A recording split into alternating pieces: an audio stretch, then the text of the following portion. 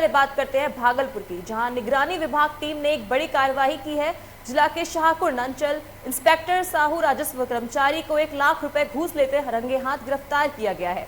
वहीं विजिलेंस की इस कार्रवाई के बाद से हड़कंप मचा हुआ है। हिरासत में लिए गए सर्किल इंस्पेक्टर से पूछताछ जारी है।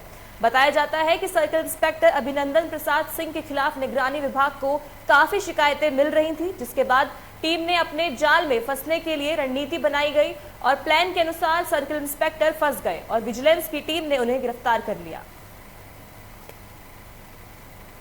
इकबाल नाम के एक परिवादी हैं, इन्होंने ये माननीय निगरानी विभाग में इन्होंने अपना जो है इन्होंने जो है एक अपना शिकायत दर्ज कराया कि इनका दाखिल के नाम पर पैसा। अगली खबर भी भागलपुर से है, जहां पंचायत आम निर्वाचन 2021 के प्रथम चरण का मतदान का प्रचार प्रसार आज थम गया। वही ग्राम कचहरी सरपंच हो या पंचायत समिति सदस्य या ग्राम कचहरी पंच, सभी के प्रचार पहले चरण के एक शाम से थम गए हैं। वहीं कई लोगों को हथकंडे अपनाते हुए देखा गया, जहां कोई धर्म को लेकर तो कोई जाति को लेकर तो कोई बाहुबली को लेकर अपनी जाति सुनिश्चित करने की बात कर रहे हैं। वहीं एक तरफ ग्राम पंचायत इमामपुर निर्वाचन क्षेत्र संख्या 2 के मुखिया पद के लिए शिक्षित और समाज सेवी युवा महिला बीवी साहिनी समाज को सुरक्षा और सहायता पहुंचाने को लेकर युवाओं को कहती दिखी। वहीं गांव के लोगों भी मुखिया प्रत्याशी बीवी शाहिना के पति ताज भाई को काफी तारीफ करते दिखे। वहां के युवाओं का कहना है कि ताज भाई को इसलिए चुनना चाहते हैं कि कोरोना काल में जिस समय लोग को एक से नहीं मिल पाते थे, उस समय ताज भाई घर जा जाकर कंधे पर लेकर अनाज घर पहुंचाते थे। वह आज एक अच्छे समाज सेवी के रूप में हैं, परंतु वर्तमान के जो मुखिया हैं वह अपने गांव समाज को पलटकर देखते तक नहीं है कि यहाँ के लोग जिंदा हैं या मर गए।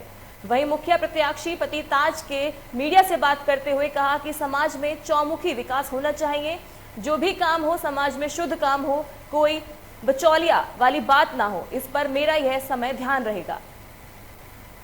विकास जैसे पढ़ाई लिखाई हुआ और हॉस्पिटल हुआ, बच्चे लोग का स्कूल हुआ, वो सब जितना भी नाला है रोड है सब कुछ बनाएंगे जीतने के बाद, और जो भी सुविधा सबके लिए होगा सब करेंगे।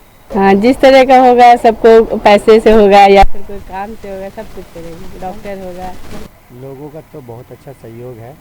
मेरा मुद्दा यही है कि समाज में काम हो तो तरीके का काम हो, बिचौलियों वाला काम नहीं हो। रोड बनता है तो एक बारिश में रोड ख़त्म हो जाता है और सिर्फ छर्री नज़र आता है और मिट्टी नज़र आता है।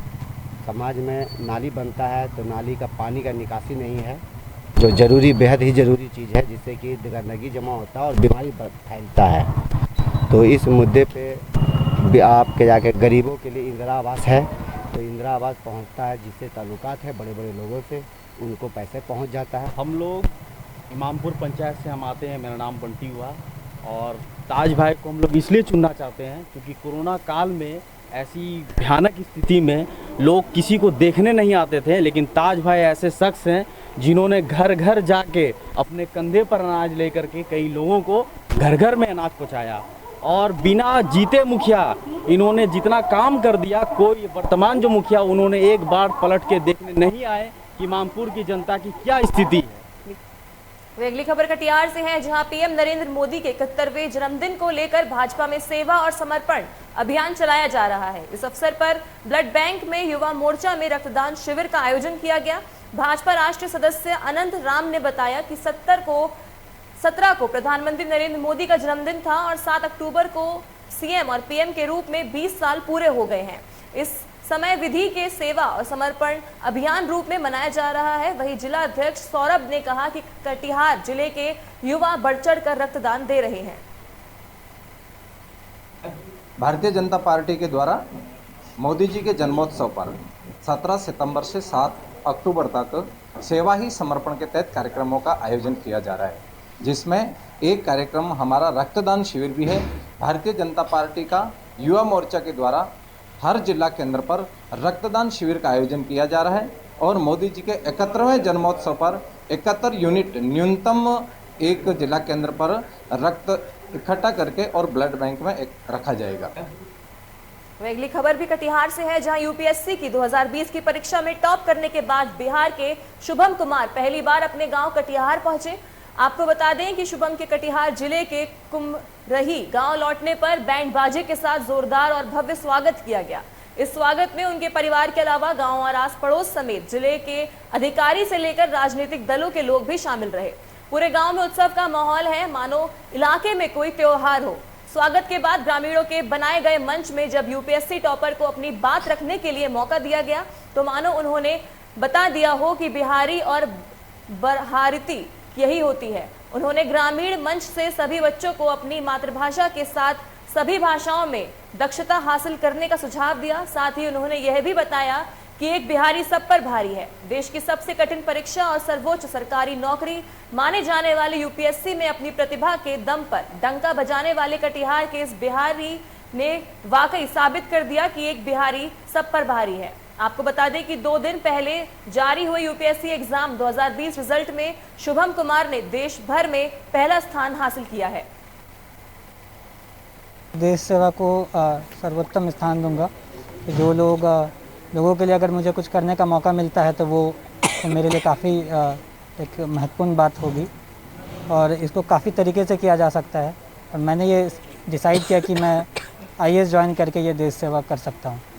जैसे कि प्रधानमंत्री अब हमारे ऑनरेबल प्राइम मिनिस्टर ने कहा है कि देश सेवा को हर नागरिक कर सकता है, वो अपना बस कर्तव्य निभाएं, एक सच्चे नागरिक का जिम्मेवारी निभाएं तो कोई भी देश सेवा कर सकता है। डेफिनेटली ये मेरे लिए एक सौभाग्यपूर्ण बात होगी अगर मुझे अपने मातृभूमि के लिए काम करने का मौका मिले। मैं यहाँ पला बढ़ा हूँ। इनफैक्ट मेरा जो फर्स्ट प्रेफरेंस है वो बिहार का इधर ही है। तो ये मेरे लिए ये खुशी की बात होगी अगर मुझे यहाँ काम करने का मौका मिले। देखिए, तो कटिहार के लिए भी और पूरे बिहार के लिए और देश के लिए गौरव का बात है कि कटिहार का, इस कदवा का, कुमड़ी का बेटा शुभम और हिंदुस्तान में टॉप किए हैं। एक समय था जब हम लोग राजनीति में थे और पढ़ रहे थे तो ये बात मन में आता था कि कटिहार का कोई बेटा कब यूपीएससी ये सब निकालेगा। और एक अच्छा अवसर 2020 में आया कि इन्होंने अपना अथक परिश्रम, मेहनत, लगन से और इंडिया टॉपर बना। और शुभम जी के लिए सबसे बड़ी बात है कि 290 रैंकिंग था, उसके बाद भी इन्होंने प्रयास करने में कमी नहीं रखी और एक अथक प्रयास से इंडिया टॉपर बना है। वह अगली खबर भी कटिहार जिले से है, जहां राज्य निर्वाचन आयोग के निर्देश पर दूसरे चरण के चुनाव को लेकर जिले में सभी तैयारियां पूरी तरह से कर ली गई हैं। जिले में कल होने वाले पंचायत चुनाव को लेकर जिले के 4 प्रखंड कटिहार प्रखंड, कुरसेला, हंसराजगंज और डखोरा प्रखंड में 24 पंचायत में चुनाव होने वाले हैं। इनको लेकर 269 मतदान केंद्र बनाए गए हैं, जहां पर करीब 23,002 प्रत्याशी के रूप में पक्ष में करीब 1,60,523 मतदाता अपने मतदान के लिए प्रयोग करेंगे। जिला निर्वाचन पदाधिकारी सहित जिला पदाधिकारी उद्यान मिश्रा ने बताया कि इस पंचायत चुनाव में 1,700 पुलिसकर्मी के अलावा 180 दंडाधिकारी 1,968 मतदान कर्मियों को लगाया गया है। उन्होंने बताया कि इस चुनाव में दोनों तरीके से ईवीएम और बैलेट के माध्यम से चुनाव कराया जाएगा। उन्होंने साथ ही ये भी बताया कि जिले के चारों प्रखंड में 2-2 आदर्श मतदान केंद्र बनाए गए हैं, जहां वैक्सीनेशन और कोरोना जांच भी इन आदर्श केंद्रों द्वारा व्यवस्थित की गई है।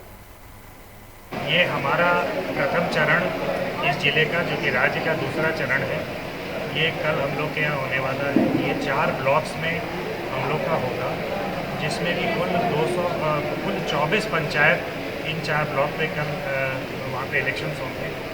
कुल इस इलेक्शंस में प्रथम चरण में हमारे 297 बूथ्स हैं और लगभग 2302 कैंडिडेट्स हैं। द्वितीय चरण के चुनाव के लिए जो 4 प्रखंड में और 4 थाना में आयोजित है, इसके लिए लगभग 1700 रेगुलर बल लगाया गया है, पुलिस पदाधिकारी लगाए गए हैं। इसके अलावा चौकीदार को भी लगाया गया है। सभी मतदान भवनों पर स्टैटिक फोर्स दिया गया है, पीसीसीपी भी दिया गया है। तो फिलहाल वक्त तो चला है एक छोटे से ब्रेक का। बने रहिए लोकमंच न्यूज के साथ।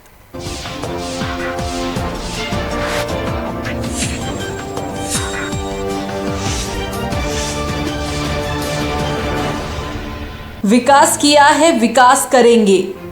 प्रतापगंज निर्वाचन क्षेत्र संख्या 12 ग्राम पंचायत सूर्यपुर वार्ड संख्या 9 से 15 तक की सभी जनता से अपील है कि पंचायत समिति सदस्य उम्मीदवार संतोष कुमार को क्रमांक संख्या 6 चुनाव डोली छाप पर बटन दबाकर विजयी बनाए ताकि क्षेत्र का विकास हो सके। आपका साथ हमारा प्रयास, हम सब मिलकर करेंगे छातापुर पंचायत का विकास। ग्राम पंचायत छातापुर से मुखिया पद के लिए सुयोग शिक्षित समाजसेवी महिला उम्मीदवार सुशीला देवी पति ब्रिजेंद्र कुमार मंडल उर्फ बउआ मंडल को एक बार पंचायत का विकास करने का मौका दे ताकि छातापुर पंचायत का चहुमुखी विकास हो सके।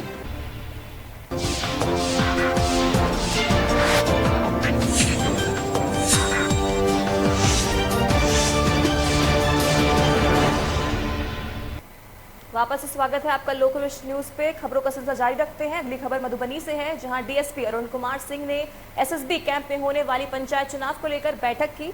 बैठक को संबोधित करते हुए डीएसपी ने आपस में एक दूसरे से तालमेल स्थापित किए, साथ ही पंचायत चुनाव को शांतिपूर्ण तरीके से संपन्न करने के निर्देश भी दिए। आपको बता दें, डीएसपी ने एसएसबी जवानों को नशीली पदार्थों की तस्करी पर पूर्ण रोक लगाने के निर्देश दिए हैं। इसके साथ ही भारत से नेपाल की सीमा में प्रवेश करने वाले लोगों को पूछताछ के बाद ही आवाजाही करने के निर्देश जारी किए गए हैं।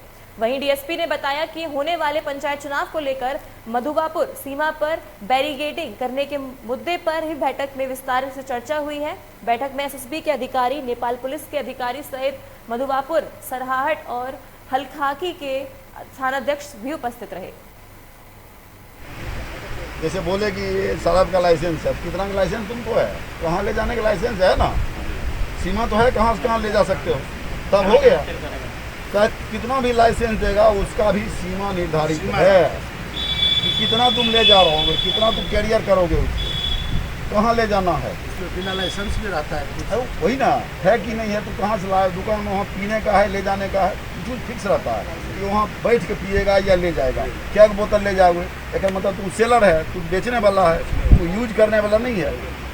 इसलिए उस पर भी हम लोग खासकर शराब जो है, शराब पर, गंगा पर और हमारा मधुबापुर जो क्षेत्र है थाना के पास, वो पता नहीं चलता है कि कौन देश है। अगली खबर मुजफ्फरपुर से है, जहां मुस्लिम लोगों ने पैगंबर इमाम हुसैन के शहादत को पूर्व के रूप में मनाया गया। वहीं सोमवार की देर रात शहर के कमरा मोहल्ला स्थित नवाब ताकी खां को इमामबाड़ा के मैदान पर आग के अंगारों पर चलकर इमाम हुसैन की शहादत को सलाम किया गया। आग तमाम के शिया समुदाय ने अंगारों पर नंगे पांव चलकर ये साबित किया कि इमाम के लिए हर जख्म और दर्द मंजूर है। हजारों तीर लगा, उनके छोटे बच्चे अली असगर को जो 6 महीने के बच्चे थे उनको तीर से मारा गया जब वो पानी का सवाल करने गए इमाम हुसैन को लेके। तो इस सबकी हम इसलिए याद मनाते हैं ताकि हमारे अंदर ये जज्बा पैदा हो कि जब भी कोई जालिम शासक आए, समाज में जालिम आए, तो इमाम हुसैन से हम सीखते हुए तमाम मुसीबत को बर्दाश्त करके जुल्म के खिलाफ खड़े हों ताकि समाज को हम जन्नत का नमूना बना सकें। आग मातम जो आज खास करके है वो इसलिए है कि करबला की ज़मीन उस दिन आग की तरह तप रही थी। हम रह के इमाम हुसैन के साथ अपनी मोहब्बत का ऐलान करते हैं कि हम भी करबला में होते तो आपके साथ आग वाली ज़मीन पर खड़े होकर यजीद के खिलाफ। अगली खबर भी मुजफ्फरपुर से है, जहां के मशहूरी प्रखंड के मुन्ना शाही ने नामांकन पत्र दाखिल किया। उन्होंने बताया कि पूर्व जिला पार्षद की 5 वर्ष में बहुत काम कर चुके हैं, लगता है उन्हें अब आराम की ज़रूरत है। आगे उन्होंने बताया कि किसानों का, किसी भी गरीबों को जो अधिकार है उससे दाखिल का काम करेंगे। सरकार की जो भी योजना है वह हमारे गरीबों के लिए है। उन्होंने साथ ही ये भी बताया कि चाहे किसी भी प्रकार की समस्याएं समाज में आएंगी तो तन मन धन से 24 घंटे में सेवा जारी रहेगी।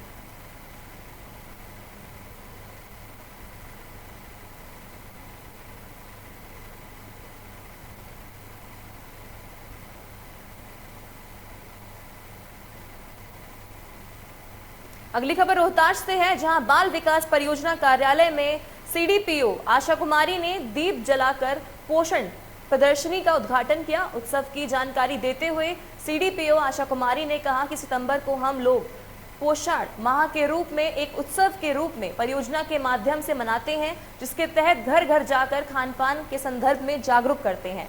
माह के प्रथम सप्ताह में प्रधानमंत्री मातृ वंदना योजना के अंतर्गत आवेदन लिया गया। वहीं दूसरे, तीसरे, चौथे सप्ताह में अलग अलग कार्यक्रमों के माध्यम से लोगों को जागरूक करने का प्रयास किया गया। साथ ही जल जीवन हरियाली योजना के अंतर्गत आंवला, नींबू, अमरूद और कई लाभदायक पौधा सेविकाओं को वितरण किए गए ताकि आंगनबाड़ी केंद्र के आसपास एक शुद्ध वातावरण बनाया जाए।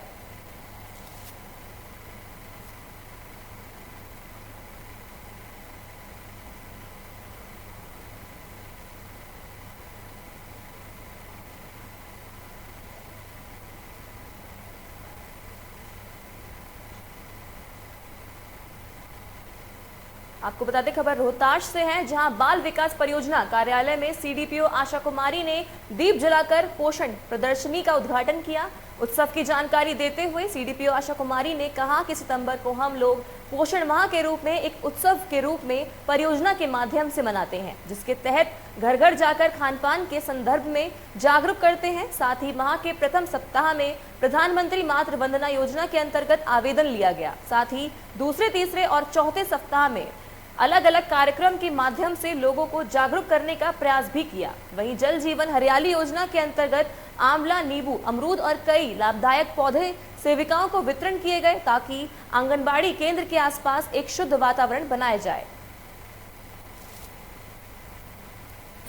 2021 का पोषण माह पोषण वाटिका से संबंधित सबसे ज्यादा फोकस करने के लिए है और हम लोगों ने हर आंगनबाड़ी केंद्र को ये 4-5 पौधा वितरण किया है ताकि ये अपने आसपास में ये पौधे को लगाए और पोषण से संबंधित जो वाटिका है उस पर ध्यान दे ताकि लोग ताजी फल और सब्जियों को प्राप्त कर अपना और अपने परिवार का और बच्चों का पोषण कर सके।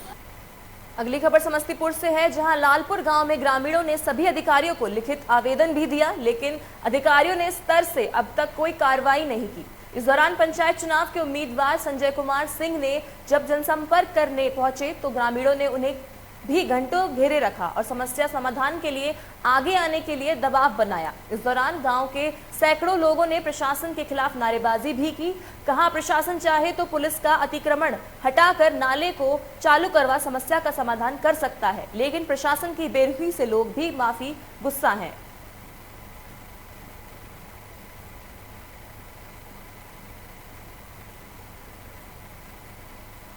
अगली खबर सिवान से है, जहां किराना दुकान में भयंकर आग लगी, जिससे दुकान में रखे लाखों का सामान जलकर खाक हो गया। नगर थाना क्षेत्र के बड़ी मस्जिद के पास एक बिजली के पोल में आग लगी थी, जिसके बाद बिजली के कई तार टूटकर सड़क पर गिर गए। उसके बाद करीब सुबह 3 बजे दुकान में शॉर्ट सर्किट की वजह से आग लग गई। आपको बता दें नगर थाना इंस्पेक्टर जयप्रकाश पंडित क्षेत्र के गश्ती कर रहे थे, जिसको लेकर उसकी सूचना दुकानदार को और फायर ब्रिगेड को दी। सूचना मिलते ही पीड़ित दुकान पर पहुंचा। स्थानीय लोगों और फायर ब्रिगेड की 4 गाड़ियों की मदद से काफी मशक्कत के बाद आग पर काबू पाया जा सका।